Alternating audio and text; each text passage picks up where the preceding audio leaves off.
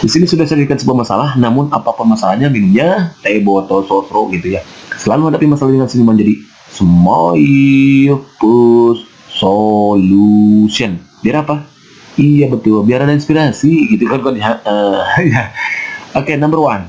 Paham atau ajaran untuk mencintai bangsa dan negara sendiri merupakan definisi dari bla bla bla. A. Idealisme gitu. B. Komunisme. C. Patriotisme. D. Nasionalisme. Oh, kurang O nya ini. Sorry, salah yang ngetik. Siapa yang ngetik? Mang Aki, berarti salah. Mang Aki ya gitu kan dia. Nah, ini ada O nya ya, nasionalisme. Dan E itu Calvinisme. Oke kawan-kawan, karena kita temanya kali ini adalah tentang nasionalisme, otomatis dong ini jawabannya pasti nasionalisme, yaitu yang D begitu kawan-kawan ya. Dan perlu kawan-kawan ketahui bahwa definisi dari nasionalisme berdasarkan KBBI. Jadi ini berdasarkan KBBI kawan-kawan. Jadi untuk kawan-kawan nanti bila silakan cek lagi di rumah ya tentang definisi nasionalisme berdasarkan KBBI, yaitu paham ya atau ajaran untuk mencintai bangsa dan negara sendiri. Itu merupakan definisi dari nasionalisme. Calvinisme juga bisa masuk, cuman ini kalau Calvinisme itu adalah, ini perlu kawan-kawan ketahui nih ya, ini nasionalisme juga, tapi nasionalismenya yang berlebihan gitu kawan-kawan, berlebihan gitu. Ini Calvinisme ini adalah nasionalisme yang terlalu berlebihan gitu. Jadi mencintai bangsa dan negara, namun dia tidak memperhatikan negara lain gitu ya, tidak menghormati negara lain. Jadi itu Calvinisme. Sementara untuk patriotisme sudah Maki bahas itu di video sebelumnya gitu ya, tentang bela negara gitu ya. Tentang bela negara itu ada patriotisme, sudah Maki bahas. Kalau idealisme ya idealis gitu ya. Komunisme apalagi, itu bukan solusi. Jadi kalau begitu jawaban yang paling tepat itu adalah yang D begitu. Kau kan understand? Inap jadi steady mantap. Kalau mantap next soal nomor 2 gitu ya. Nomor 2, soalnya kayak gini nih. Nasionalisme atau semangat kebangsaan merupakan cerminan dari sila ke bla bla bla. A 1, B 2, C 3, D 4, E 5. Pertama, ya udah kita hadapi dulu mereka dengan senyuman. Jadi smile plus solution. Biar apa? Iya betul, biar inspirasi gitu kan ya. Lagi gitu ya. Jadi gitu kawan-kawan ya. Nasionalisme itu, yaitu tentang semangat kebangsaan, merupakan cerminan dari sila keberapa? Itu pertanyaan kan ya. Ternyata dia itu adalah cerminan sila ketiga, yaitu persatuan Indonesia. Berarti jawaban yang paling tepat itu adalah yang C. Itu kawan-kawan ya. Dan perlu kawan-kawan ketahui bahwa ini lebih tepatnya nih, berdasarkan TAP MPR nomor 1/MPR tahun 2003, di mana di sana kaitannya dengan isinya 45 butir-butir Pancasila gitu ya. Ada 45 butir Pancasila yang sebelumnya itu asalnya 36 kalau nggak salah itu ya. Jadi dengan adanya TAP MPR ini berubah jadi 345 butir. Nah, dan untuk sila ketiga ini ada 7 butir. Ya, sila ketiga ada 7 butir. Nah, dan untuk semangat kebangsaan itu terdapat pada butir ketiga. Jadi kalau kawan-kawan mau tahu boleh ditulis di sini sama Maki ya. Jadi di pasal sila ketiga butir ketiga juga butir 3 di sana dikatakan bahwa nih ada yang namanya butir ketiga itu adalah mengembangkan di sila persatuan ini ya, mengembangkan rasa cinta. Nah, rasa cinta cinta kepada siapa? Ya kepada tanah air tentunya kawan-kawan ya. Tanah air, bukan kepada bebek gitu ya, tapi kepada tanah air dan bangsa. Nih, jadi nasionalisme itu kan tadi berkaitan dengan kecintaan kita terhadap bangsa dan negara sendiri gitu ya, atau semangat kebangsaan. Nah, ini mengembangkan rasa cinta kepada tanah air dan bangsa. Berarti kalau begitu, nasionalisme itu merupakan cerminan dari sila ketiga, lebih tepatnya butir ketiga dari 7 butir. Gitu kawan-kawan. Nanti untuk kawan-kawan yang ingin tahu tentang butir-butir Pancasila, silakan aja nanti searching dari 45 butir Pancasila berdasarkan TAP MPR nomor 1/MPR tahun 2003. Begitu kawan-kawan, understand? Inap-inap, ini tadi mantap. Kalau mantap, next. Soal number 3, gitu ya. Number 3 nih. Undang-Undang 1945 pasal 32 mengandung ya semangat nasionalisme di bidang bla bla bla.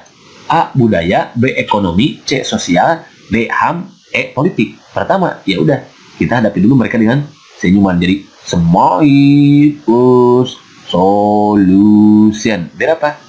Iya betul, biar ada inspirasi gitu kawan-kawan ya. Lagi gitu ya. Oke kawan-kawan, untuk menjawab soal ini biar berarti kita kuncinya harus tahu dulu isi dari pasal 32. Nanti di sini pasal 32 kawan-kawan ya. Perlu kita ketahui bahwa pasal 32 itu terdiri dari 2 ayat. Ya, ayat 1 sama ayat 2. Nah, bukan ayat-ayat cinta gitu ya. Terdiri dari 2 ayat. Di mana pasal 30 ini berkaitan tentang keragaman budaya gitu ya. Keragaman budaya.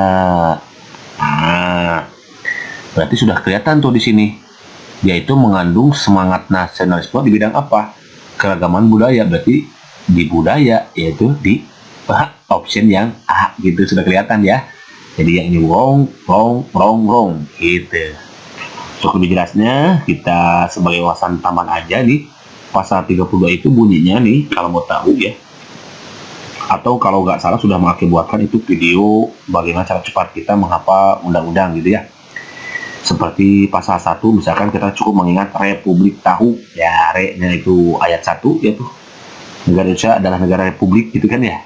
Silakan pokoknya ya, ada Republik tahu di sana, kemudian ada apalagi ya primus tawab dan lain sebagainya. Silakan disecil lagi video-video maaf ya, dengan judulnya kata kuncinya adalah cara cepat menghafal undang-undang. Nah, untuk pasal 32 itu sendiri ayat satunya nih, di sana dikatakan bahwa negara memajukan kebudayaan nasional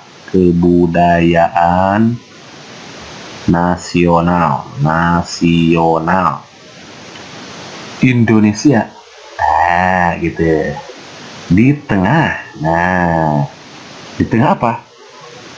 Di tengah peradaban dunia. Nah, itu jadi kita harus memajukan kebudayaan nasional kita di tengah peradaban dunia gitu. Itu kan semangat nasionalisme. Oke, ya, ini sudah sampai sini ya, peradaban dunia dengan menjamin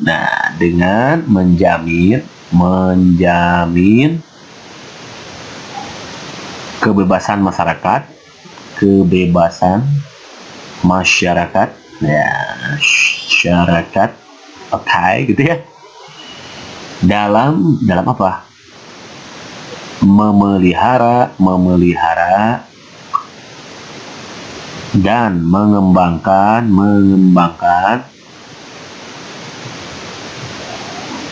nilai-nilai budaya gitu. Itulah bunyi dari pasal 32 ayat 1-nya. Tuh kan berkaitan dengan budaya. Kalau pasal 32 ayat 2-nya di sana dikatakan ini berkaitan dengan bahasa daerah kawan-kawan. Bunyinya adalah negara menghormati apa? Dan memelihara. Nah, selain menghormati, negara juga harus memelihara apa? Bahasa daerah.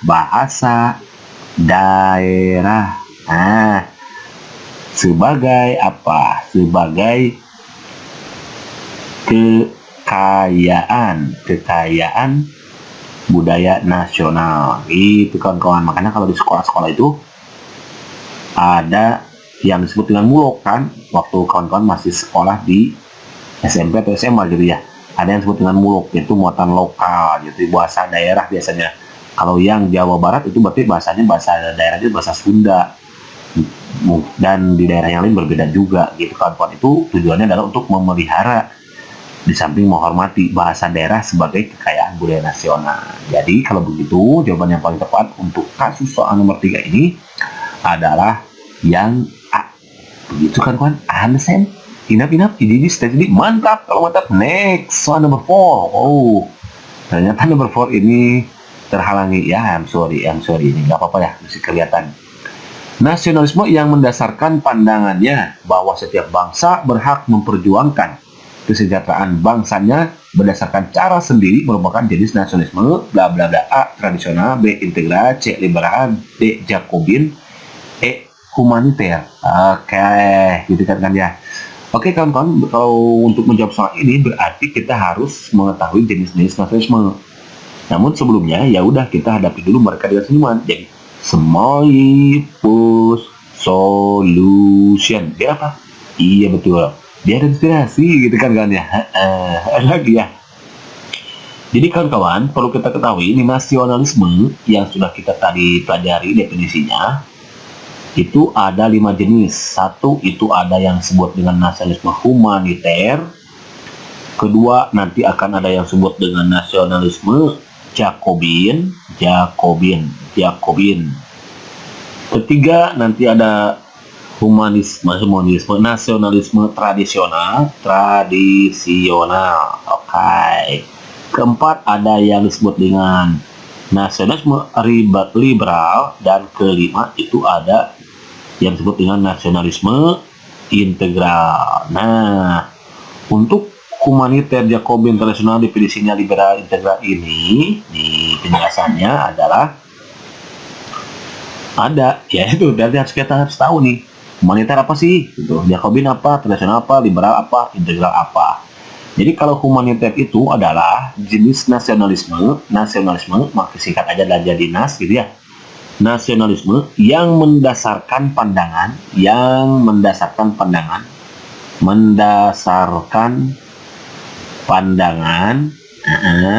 itu.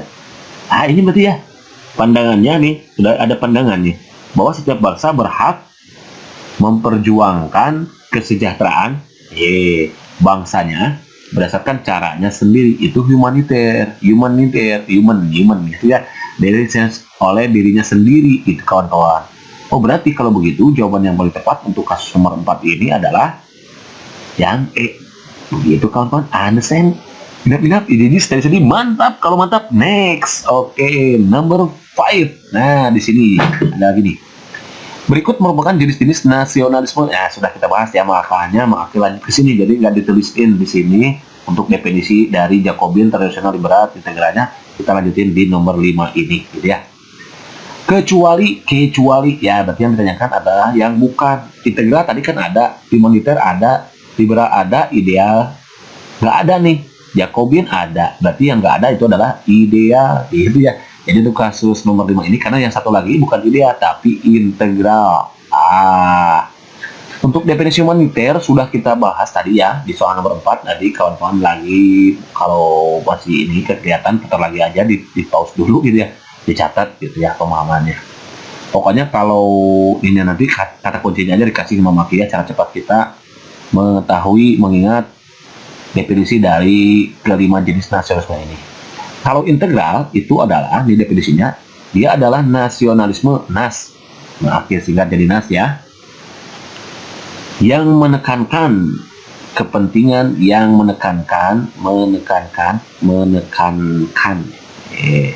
kepentingan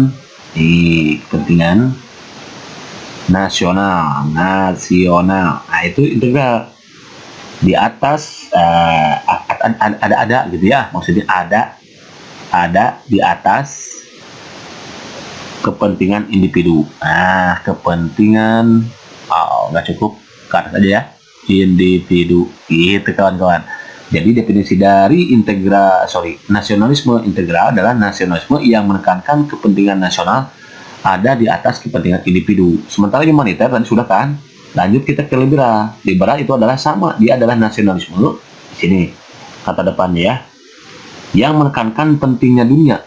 Yang menekankan pentingnya dunia. Gitu ya. Oke, berpegang pada prinsip. Oke, gitu ya. Di mana setiap bangsa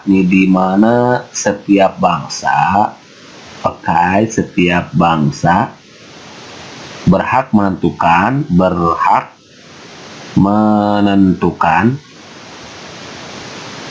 nasibnya sendiri,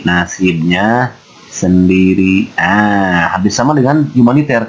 Cuman kalau humaniter itu menentukan kesejahteraannya sendiri, kan kata dia ada kesejahteraan sendiri, memperjuangkan kesejahteraan. Kalau ini menekankan pentingnya dunia berpegang pada prinsip di mana setiap bangsa berhak menentukan nasib sendiri. Kalau liberal itu pada nasib sendiri.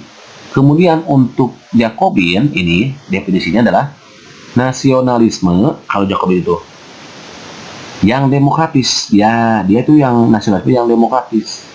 Hanya nih. Hanya apa? Hanya ada mengandung tetap doktriner. Nah, doktriner dia bersifat mendoktrin gitu, doktriner dan fanatik terhadap bangsa lain. Ini nggak kurang bagus nih ya, terhadap bangsa lain itu sedikit kelemahannya. Nah, dan yang terakhir itu integra, kan tadi sudah ya. Integra di mana tadi? Iya, integra itu adalah dia menekankan kepentingan nasional di atas kepentingan individu. Mana integra ya? Di atas kepentingan individu. Oh, udah ya.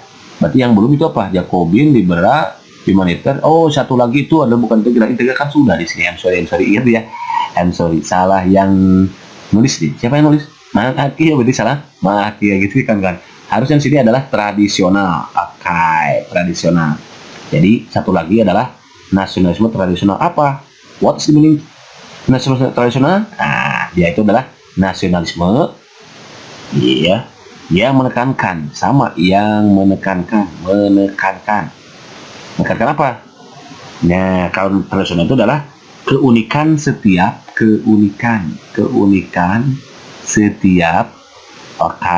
gitu, bangsa kan tradisi ya, dari asal kata tradisi, bangsa dan apa? mempertahankan